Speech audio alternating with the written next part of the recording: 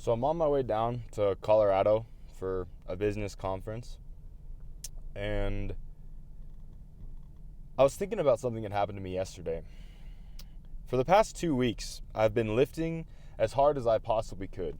I've been training as hard as I possibly could.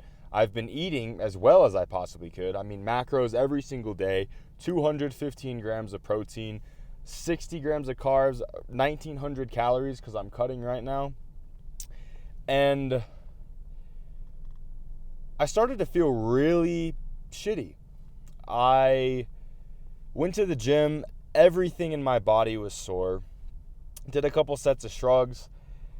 And I left. And I felt guilty. I felt really bad because I didn't do a full lift. And I had to come to the realization that I am a human who needs rest. And I think in this self-improvement space, we have the tendency to strive for more all the time. But the problem with this is that when you're inhabiting a body that doesn't always want to strive for more and you push yourself beyond that, bad things start to occur. Later in the day, my girlfriend, who recently moved back home for the summer, wasn't replying to me for a couple hours. And I started to have these thoughts that she didn't like me, that I was making mistakes, that I was doing everything wrong. Old thoughts that I used to have when I was really insecure and depressed when I was around 16 years old or so, shortly before I got heartbroken. And it felt like my world was crumbling down. I felt like nothing was going right. My business was failing. And I hung out in the hot tub with one of my friends. And I just felt this sense of apathy, this sense of dread, this sense of hopelessness that nothing was working no matter how hard I tried. And it was tearing at me. I felt like I should be doing more. I had already done deep work for 6 hours building out sales funnels for my business and dialing in my nutrition and drinking a gallon of water and having creatine and my vitamins and my morning routine. I did everything perfect, and I still, even after lifting and earlier in that day, hitting the gym the second time, running a mile and walking 3, I still felt like I didn't do enough.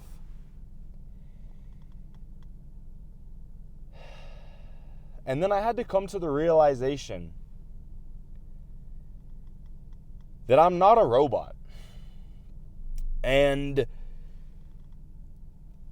that my thoughts were not my own thoughts. And I recently said this in one of my Instagram posts. And it's that God sounds delusional and the devil sounds realistic. My fears were coming true in that moment, that my girlfriend didn't like me, that my business was failing, that my physique was bad, and that I wasn't doing enough work. Everything that I was fearing was coming true in that moment. And what are we doing? This is a bad intersection. Everything I was fearing was coming true. And I had to look back and realize that it all just was what it was. My business was failing as much as it fails normally. My girlfriend was disliking me as much as she dislikes me or likes me normally. I was succeeding in my personal growth and my personal development as much as I was normally. And the fact that I felt like all these things were crumbling, it was not true at all. And I had to come to the realization that whether you think everything is failing or everything is going well, you are right. And if I was to allow that thought to curate in my mind that my girlfriend didn't like me, I probably would have been like, you took a long time to reply to me. Or I probably would have done maladaptive practices in my business to make sure I still got profit. And if I allowed those thoughts to circulate in my mind, that would have become a reality. I'm sure you had many moments when you feel like everything is crumbling under you. When you feel like the girl you're with is cheating on you, and so you ask her if she's cheating on you, you get anxious, you worry, and then lo and behold, she was cheating on you. Or you go into a public area and you think, well, everyone here is going to think I'm weird. And then lo and behold, everyone thinks you're weird. The thing that you must realize and be able to come into conscious awareness of is the fact that whether you think it's true or false, you are right. And that you must be conscious of these thoughts that you are having. You must be conscious of your emotions that are negative. You must bring them to light, recognize the message that they are telling you, and then disperse them or shift them into the most positive view possible, or your life will end up exactly where you think it will, whether you think positively or negatively. Fear is the exact same thing as faith, and I'm sure you've had many fears that have come true. I know me personally, a lot of my fears have been realized. But once I started putting my energy into faith instead of fear, a lot of my faith began to become realized as well. A lot of good things began to happen to me as well because I allowed those thoughts to circulate in my mind instead of doubt and apathy and guilt and all of these negative feelings. And so in that moment when I thought that my girlfriend didn't like me and that my business was failing, I had to become grateful. I had to reflect upon my life and be aware of the fact that to even have a girlfriend to worry about not liking me in the first place, even though it was completely untrue in that current moment and she likes me very much, that is a blessing to even be able to worry about that. To be able to sit in a hot tub and sulk about your business failing in America while watching Rick and Morty on the TV is such a blessing. And so when you rise in the morning, and I think this is a Marcus Aurelius quote from Meditations, when you rise in the morning and you are given the duty to be a human being, just as every other living organism is given the duty to do what they need to do, be grateful and grab the world by its balls, but most importantly, in those most negative moments, realize the blessings that you have for what they are. And shortly will be the time that you stay in that rut of negative feelings. Because when you allow those thoughts to cultivate, oh, my girl doesn't like me, oh, my business is failing, and you don't dissociate yourself from your own thoughts and say, well, that's not a very helpful thought, I'm not going to think that. Or that's not true at all, that's not what I'm even going to think about being true. Then the thing that you fear will come true. The more emotion, and there's plenty of books that say this, Think and Grow Rich, Creative Mind and Success, Joe Dispenza's books, if you've ever seen Nero Knowledge's videos on YouTube, he talks about this as well.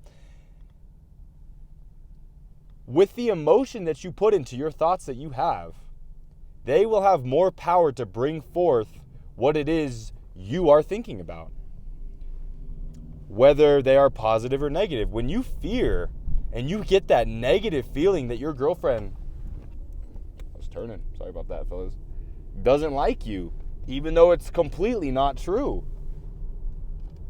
you better get that thought out of your head as soon as possible.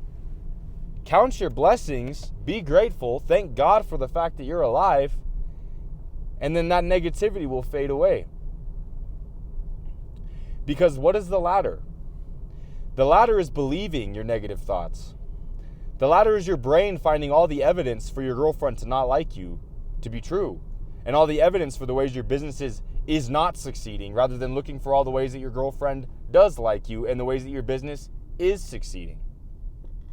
What do you think will be the more beneficial thoughts to cultivate? What do you think would be the thoughts that helped you in your life live the way you want it to be, positively, with abundance, Do you think it'll be the negative thoughts that you allow to circulate in your mind? Or do you think it'll be the positive ones? Because, brother, I quit burning out the second I began to gain conscious control over my mind. Because before that, it was guilt. Guilt that would make me binge eat. Guilt that would make me feel guilty about binge eating and then binge eat more. Guilt that would lead from that to binge eating to porn, to falling off track, to not posting on Instagram, to feeling like a failure and then getting back on track in only a week or in an entire week. And when you don't become conscious of the fact that you're in a negative spiral, and signs of that, if you want me to make a video of the symptoms of going down a negative spiral without you realizing it, or I should say self-sabotage cycles, leave a comment and I will make that, because I know exactly what they are. I've read books and countless articles on it. You will remain unconsciously making no progress, and your fears will be realized. You must assert yourself back on to the process. You must take rest when your body commands it, right? You must socialize with others rather than monk moding yourself into being a social lifeless monk that ultimately does not serve you. Suffering is not a virtue, my brother. You are not more worthy of the body that you want because you suffer more. My best gains in my physique, my best profit in my business has come in the moments when I am relaxed and I'm not constantly struggling in the current moment or struggling towards a better future, but I'm more living in the current moment and doing what I can do in the current moment to let things come to me and to allow the blessings, the things that I have prayed for, to cultivate.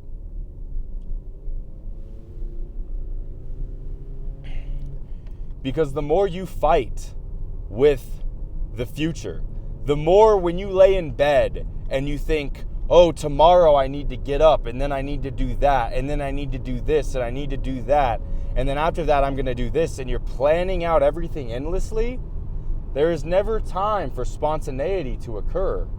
And spontaneity, living in the present moment and being yourself truly, is when the blessings and the goals that you have been visualizing and concentrating on, that is when you start to get these insights in your brain of a better route to go. When you're always living in the past or the future, neither of them will ever come, and it'll just cultivate your present moment of lack.